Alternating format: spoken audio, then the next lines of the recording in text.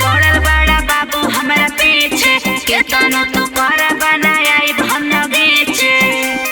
ए सुनो काहे खातिर पड़ल बड़ा बाबू हमरा पीछे केतनो तू कर बनाई भन गीचे। आदत सुधार लो तुम डालो न डेहरा बुझला। तहाई प्रजापति के छोरा तहाई प्रजापति के छोरा तुहा के टांगल जाई बकोरा। हाई प्रजापति के छोरा तुहा के टांगल जाई बकोरा। तुहा के टांगल जाई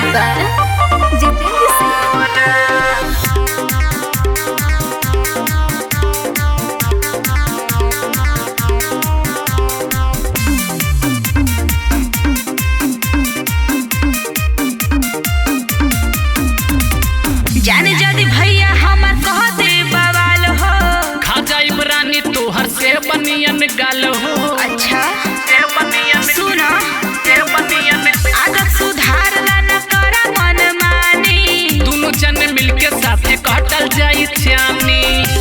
इज्जत से बाज आजा करना छे छोरा। तहाई प्रजापति के छोरा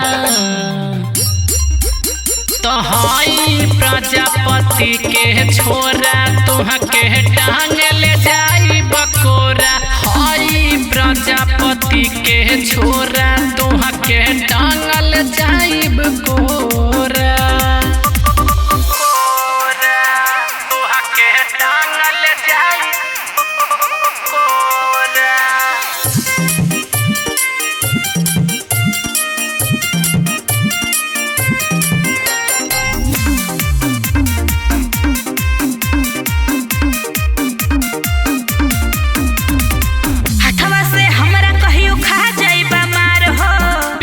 भूत हमरा सर पे बसवार हो।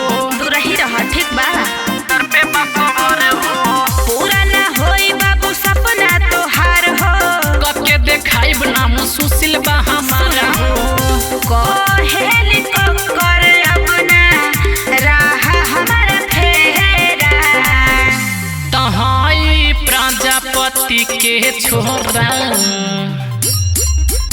तहाई प्रजापति के छोरा तोहा के टांगल जाई बकोरा। हाई प्रजापति के छोरा तोहा के टांगल जाई बकोरा।